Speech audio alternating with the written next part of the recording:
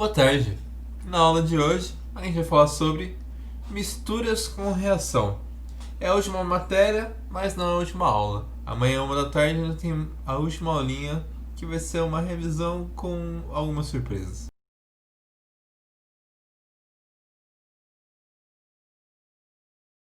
Bom, mas agora, misturas com reação. É uma matéria, que nem a última sobre diluição, não tem uma teoria muito complicada. Na verdade, não é nada complicada. Na verdade, é um tipo de matéria que vai exigir muito exercício de novo para você entender e pegar bem o que está acontecendo. Mas, basicamente, o que eu estou fazendo aqui é misturando duas soluções, essa solução A2, por exemplo, e a solução B2, por exemplo, e elas vão reagir na outra solução, formando um certo produto também que vai estar dissolvido nessa nova solução. E aí tem alguns passos que a gente precisa seguir para a gente conseguir fazer esse tipo de exercício.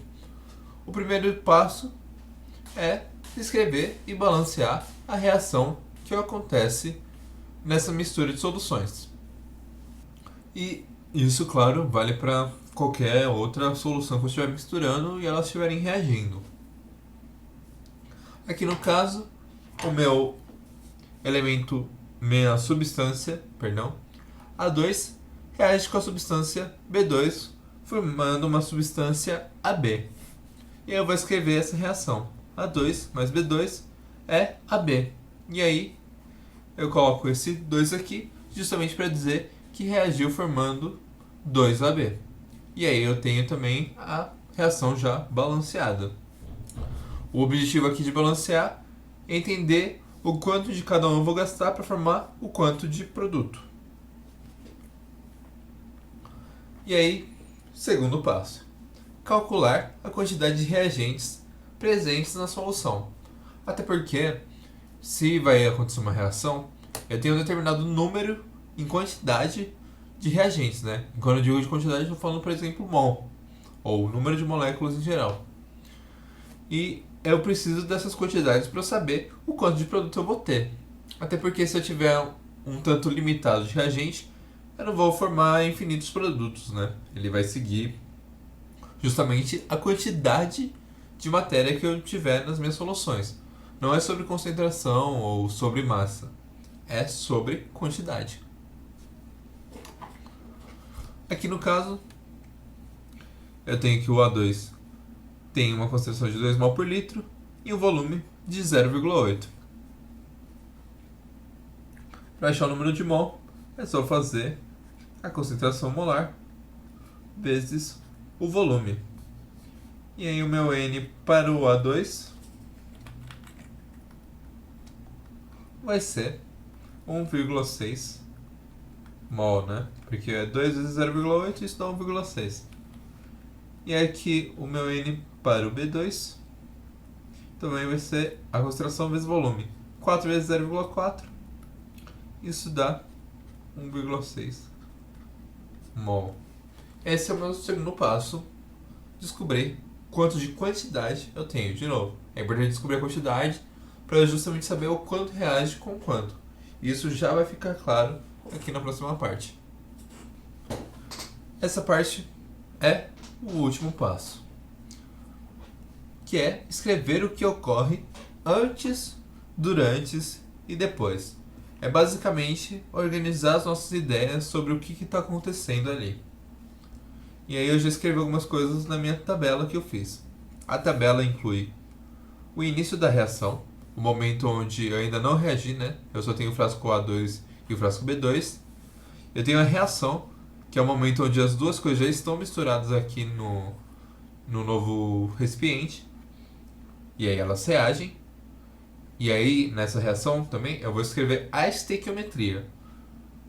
Vocês já vão ver. E o fim, que é o quanto eu tenho de sobra de tudo. Enfim. No início, claro, para A2 eu tenho 1,6 mol, achei ali. B2 eu também tenho 1,6 mol. E como no início eu ainda não misturei para formar B, eu vou escrever aqui que eu tenho 0 mol. Até porque até isso é importante. Lembrar onde não tem alguma coisa. Enfim. E aí eu vou para a reação. Na reação, eu tenho que lembrar que ela vai seguir essa estequiometria. A reação sempre segue essa estequiometria. Então se aqui está 1 para 1 para 2, quer dizer que vai reagir um desse para 2 desse. E aí eu vou primeiro descobrir se eu tenho um agente limitante, um reagente limitante, e eu vou fazer toda a estequiometria baseada nesse reagente limitante. No caso aqui já está 1 para 1, né? Então não tem um reagente limitante. Vai reagir tudo. Claro, alguns exercícios podem dizer do tipo, o rendimento é 50%. E aí você tem que lembrar disso na hora de fazer a reação. Mas eu não encontrei, pelo menos procurando alguns exercícios sobre, algum exercício que incluísse rendimento nesse exercício. Enfim. E aí, se eu tenho 1,6 reagindo para 1,6, isso é 1 para 1. Para 2, eu vou ter 3,2 mol. Que é o dobro, né? Se eu fizer aqui 1,6 está para 1 e alguma coisa está para 2, eu vou descobrir que essa alguma coisa é 3,2. Tá bom? Eu vou fazendo já as contas pra gente só pegando o apanhado do que tá acontecendo mesmo, que a conta vai ser por conta de vocês fazerem vários exercícios de química. E aí, o final. O que é o final? Bom, primeiro o que é a reação, né? A reação é os reagentes sendo consumidos e formando produtos. Então o que eu vou fazer aqui, para facilitar, eu vou pôr um sinal de negativo aqui, e um sinal de negativo aqui, e um sinal de positivo aqui. Porque o que vai acontecer? Eu vou pegar esse 1,6 do começo e subtrair 1,6. No final, eu tenho 0. E aqui, eu também tenho 0. E aí, aqui, eu estou formando. Então, do 0, eu somei 3,2. E aí, no final, eu vou ter 3,2 mol de produto na minha solução final. Só que normalmente o exercício vai pedir não é a quantidade, né? Ele vai pedir a concentração. E para descobrir a concentração, agora que eu tenho o número de mol, eu só preciso descobrir o volume. O meu volume, claramente, vai ser a soma do volume da solução A2 mais o volume da solução B2, levando em consideração que a nossa reação A2 mais B2 não vai alterar muito o volume. E aí eu vou ter que esse volume vai ser PA, volume de A2, mais o volume de B2. No caso, era 0,8 mais 0,4. Isso dá 1,2. E aí, para descobrir o MM, é N sobre V. Vai ser igual a 3,2 sobre 1,2 litros. Isso vai dar mais ou menos 2,66, isso, amadíssima, em mol por litro. Por último, nessa aula, a gente vai fazer um exercício bem complexo para a gente ter certeza que a gente entendeu o que aconteceu aqui na aula. Como eu disse, é uma aula que não tem uma teoria muito elaborada. Ela vai exigir mais que a gente faça exercício, então a gente vai fazer exercício. ITA, fazendo-se borbulhar gás cloro através de 1 litro de uma solução de hidróxido de sódio. Eu vou marcar algumas coisas aqui, né? Verificou-se ao final do experimento que todo hidróxido de sódio, lembrando que hidróxido de sódio é isso aqui, foi consumido e que na solução resultante foram formados 2,5 mol de NaCl. Considerando que o volume da solução não foi alterado, aí, ó, isso já é uma coisa boa, durante todo o processo, e que na temperatura em questão tenha ocorrido apenas a reação correspondente à equação química não balanceada, esquematizada a seguir. Qual deve ser a concentração inicial de hidróxido de sódio? Bom, o que dá para entender é ele vai consumindo hidróxido de sódio até formar 2,5 mol de NaCl. E aí ele dá uma reação aqui, que é a reação da hidroxila, o OH-, com o Cl2, que é o nosso gás ali da questão, em questão. Enfim. Bom, eu vou primeiro balancear essa equação, né?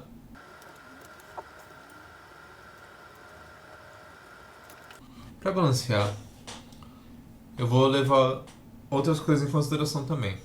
Primeira coisa é que para balancear esse hidrogênio, eu só dependo desse hidrogênio para balancear esses dois. Então eu sei que esse daqui vai ser sempre o dobro de moléculas que esse daqui. E outra coisa boa de notar, eu preciso de mais oxigênio do que só isso, porque eu tenho um O3 aqui, né?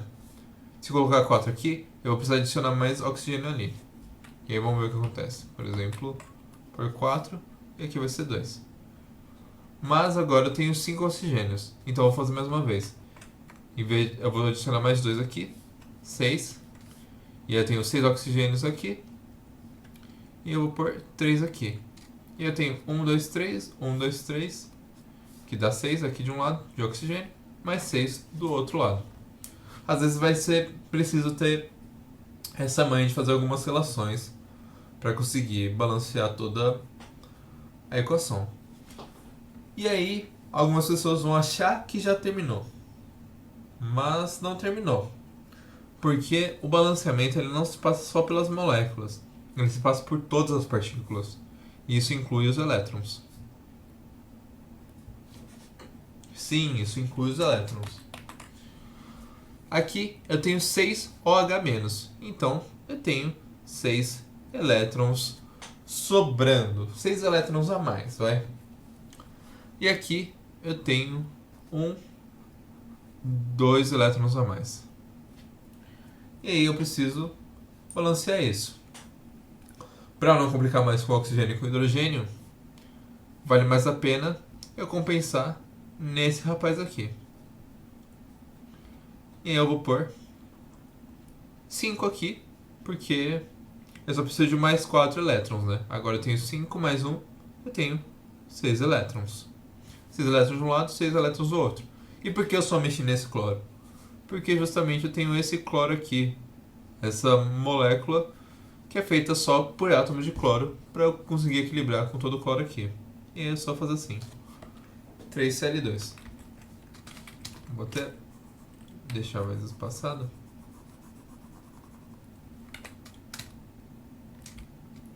3Cl2. E minha equação está toda devidamente balanceada. Mas esse é o primeiro passo, né? O segundo passo seria descobrir as concentrações. No caso, é justamente esse o ponto do problema, né? Eu não tenho a concentração de NaOH, mas eu tenho a concentração final de NaCl, que aparentemente é um produto dessa reação. E aí, outra pergunta que talvez vocês estejam fazendo é: onde tem NaCl aqui, né? Que não tem. Mas tem. Até porque, nessa hora, nesse exercício, a gente tem que levar em consideração uma coisa. Isso não é necessariamente uma reação. É uma dissociação, né, que está acontecendo. Esse OH-, ele não veio do nada. Ele não simplesmente apareceu. Esse OH-, ele justamente dissociou do NaOH. Ou seja, provavelmente o que está acontecendo aqui é que eu tenho essa dissociação rolando, porque, né, eu já tinha naquela solução tinha hidróxido de sódio. E eu tenho essa reação rolando ao mesmo tempo. Então o que vai acontecer é, esse NaOH, ele tá vindo daqui, ó, né? Eles se dissociam e aí ele vem pra cá, na verdade. Esse OH- é esse OH- aqui, percebem? E aí eu vou ter um Na+, que vai ficar sobrando. Uma coisa que eu posso fazer, mas eu não aconselho porque isso não vai estar correto de se escrever, é inserir esse NaOH nessa fórmula. Mas por que não vai estar certo? Porque não é bem assim que está acontecendo. Não é bem assim que as coisas acontecem, né? Você vai estar deixando muita coisa acumulada no que está escrito na reação. Então eu recomendo que vocês só lembrem que se eu tenho 6OH-, eu posso fazer a simples relação de tenho 6OH- aqui, 6Na+ aqui e 6NaOH aqui. E aí eu vou ter essa reação ocorrendo com 6OH- e eu vou ter esse 6Na+ sobrando. Basicamente, no final, eu vou ter aqui 6Na+ sobrando, porque ele não vai reagir aqui e aí ele vai sobrar como produto. E possivelmente, quando toda essa reação acabar, eu vou ter outra coisa acontecendo, que é os Cl- se juntando com Na+. E como eles reagem 1 para 1, provavelmente vai consumir 5 Cl- e vai consumir só 5 Na+. E é por isso que eu não quero pôr o Na na equação de cima, até porque vai dar a impressão de que são 6 Nas reagindo com 5 Cl- e isso não é verdade. Isso não é verdade. Então, eu vou começar fazendo a minha tabela já.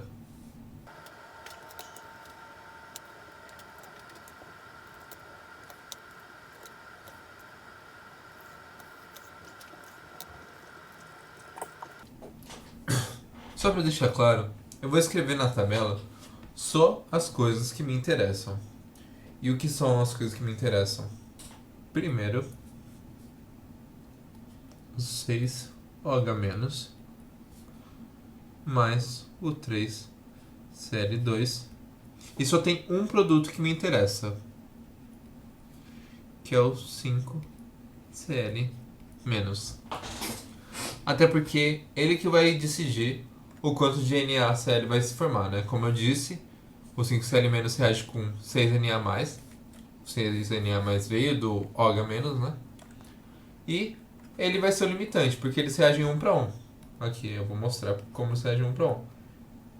Na+, mais Cl- é NaCl. Simples. Enfim. E aí eu vou escrever a quantidade que eu tenho no início. Aqui eu tenho em excesso, claramente. Porque ele fala, né? O gás cloro, através de 1 litro de solução de hidróxido de sódio, verificou-se ao final do experimento que todo o hidróxido de sódio foi consumido. Então esse foi consumido e esse tanto faz. Ele foi em excesso. E aí eu tenho que o OH- é o que eu não sei.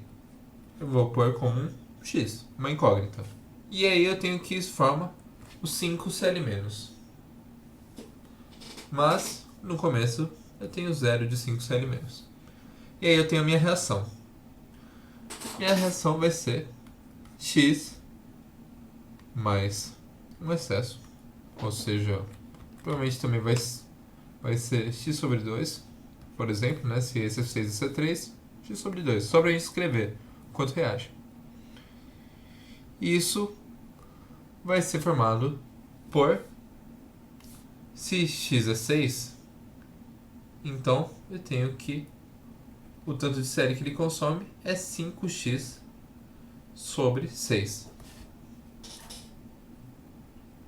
Isso é a proporção, né? No sentido de, para cada 6 moléculas dessa que o x representa, né? X sobre 6, para cada 6 moléculas do que tem aqui, 5 é a quantidade que forma de Cl-. E aí, eu vou pegar isso aqui que é o que me interessa. Porque é a partir disso aqui que eu descubro quanto é o x. Mas é isso que eu preciso saber, né? O quanto de Cl eu tinha no final da reação. Porque aqui eu sei que é zero. E aqui eu sei que pouco importa. Porque estava em excesso já e o gás foi. Foi. Mas é isso que importa. O resultado final de Cl-, que é 5x sobre 6. E a gente já tem esse valor final de Cl-, porque ele faz parte da reação de Na+, mais Cl-. Eu sei que o Na+ eu tenho em excesso, né? Porque eu tinha 6 Na reagindo com 5 Cl-. Então, claramente, se aqui tinha 5x sobre 6, aqui tinha x. E aí, o Cl- é o que está em excesso. E isso vai formar um tanto de NaCl. Eu posso até fazer a mesma tabela, mas eu acho que vocês já entenderam onde eu quero chegar. Vou ter início, reação e fim. No início, eu tenho justamente um excesso, né? Vou pôr aqui já x. Vou ter 5x sobre 6. Isso vai formar um tanto de NaCl que eu ainda não tenho. E na reação vai ser 5x sobre 6, porque essa é a limitação da reação.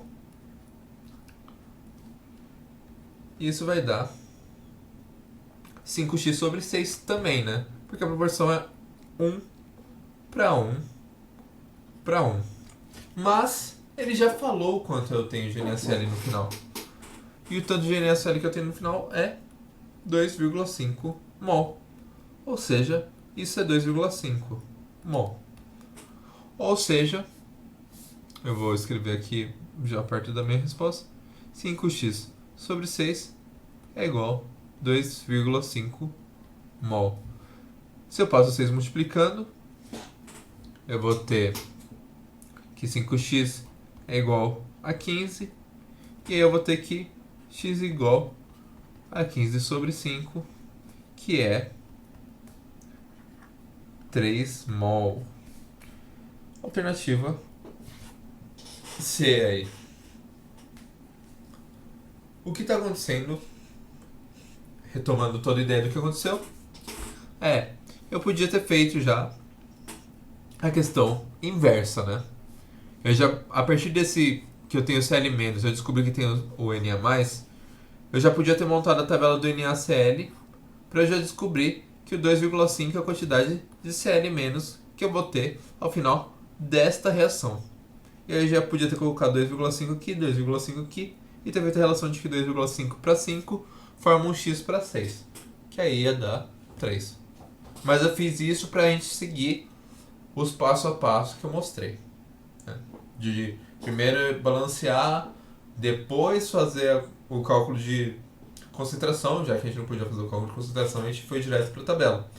E aí eu comecei de uma forma de como a reação aconteceu, mas de como um jeito rápido de achar. Um jeito rápido de achar seria fazer justamente o caminho contrário. Ir do NaCl para o Cl- e entender o quanto foi. Esse exercício é com certeza o mais complicado que eu achei relacionado a essa matéria. O bom dele é que ele pega até conteúdo de balanceamento, porque o jeito que foi feito esse balanceamento ele é bem complicado. Mas é isso. Até um monstro, que é essa questão do vestibular do ITA, a gente consegue fazer. Mas requer um pouco de exercício e precisa insistir. Bom, por hoje é só. Espero que vocês tenham uma boa tarde. E a gente se vê amanhã, 1 da tarde, na última aula. Espero vocês.